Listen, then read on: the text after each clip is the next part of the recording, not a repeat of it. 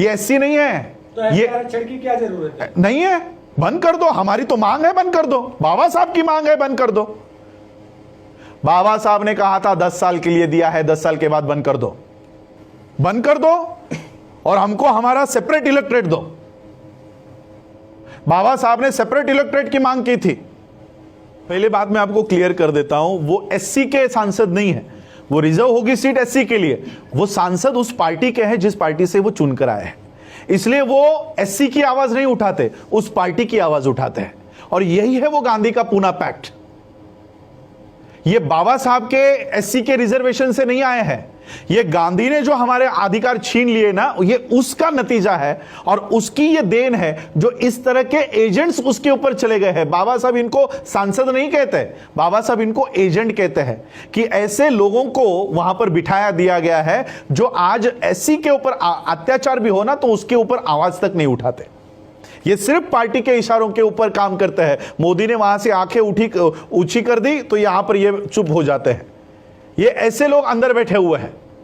आज राज्यसभा में वो पायल नाम की कोई एक्ट्रेस है, उसके ऊपर बलात्कार हुआ है या नहीं हुआ है, उसके लिए राज्यसभा में बैठा हुआ आदमी जो शेड्यूल कास्ट का होने का दावा करता है, वो गवर्नर को मिलने जाता है। वो लड़की जिंदा है। आज पायल हमारी मनीषा की हत्या हो जाती है, गैंगरेप हो जाता है, उसकी बॉडी को जलाया जाता है। क्यों? इस गवर्नर को मिलने की आप में हिम्मत नहीं है? तो ये कौन है? एससी को आप इसको एससी समझोगे? ये एससी नहीं है। तो ये आरक्षण की क्या जरूरत है? नहीं है, बंद कर दो। हमारी तो मांग है, बंद कर दो। बाबा साहब की मांग है, बंद कर दो।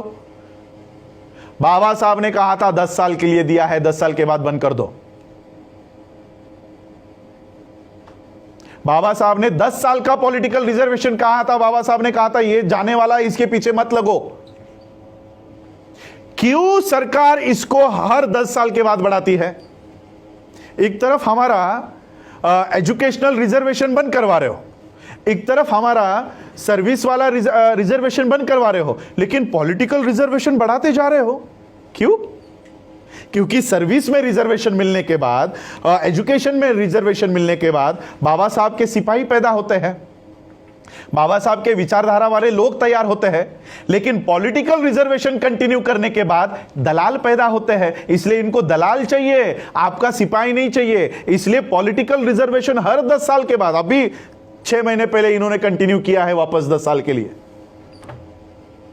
वहां से आठवले निकलते हैं ना, वहां से पासवान निकलते हैं, वहां से उदित राज निकलते हैं, इसलिए वो चाहिए उनको। जहां से हमारा आईएएस निकलता है, जहां से हमारा आईपीएस निकलता है, जहां से हमारे जजेस निकलते हैं, वो बंद कर दिया है, वो बंद कर दिया। जहां से दलाल निकलते हैं वो शुरू गए। तो इसका सॉल्यूशन क्या है?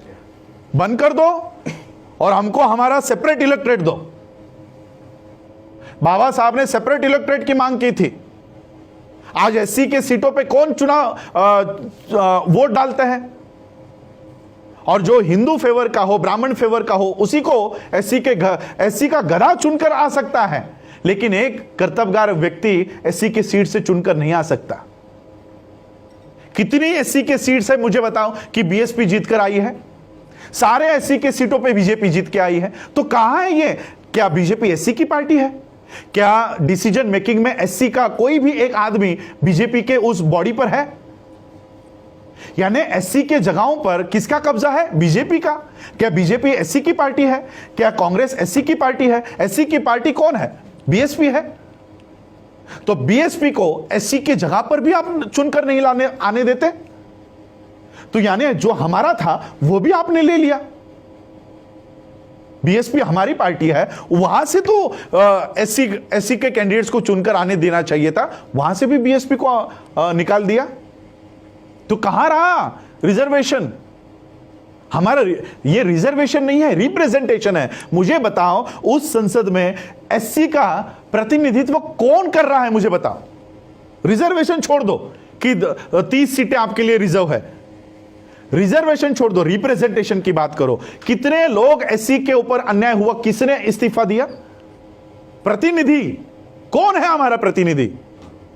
अगर हमको प्रतिनिधि रास्तों के ऊपर ही चुनना है, देखो मैं आज आप लोगों के माध्यम से इस देश के प्रधानमंत्री को चेतावनी देना चाहता हूं। मैं अपने शब्दों को पूरी तरह से होश हवास में इस्तेमाल कर रहा हूं। मैं इस देश के प्रधानमंत्री को चेतावनी देना चाहता हूं, आप संसद में बहुमत में होंगे, आप राज्यसभा में बहुमत में होंगे, लेकिन देश में हम बहुमत में हैं। देश में हमारी संख्या ज्यादा है। अगर इस देश के संविधान को उसके साथ खिलवाड़ करने की कोशिश की, एक भी एमएलए और एक भी एमपी को रास्तों के ऊपर घूमने नहीं देंगे। एक भी एमपी और एमएलए को घूमने नहीं देंगे। और जो एससी का है सबसे पहले तो उसको पीटेंगे, ओपन वाले को बाद में पीटेंगे,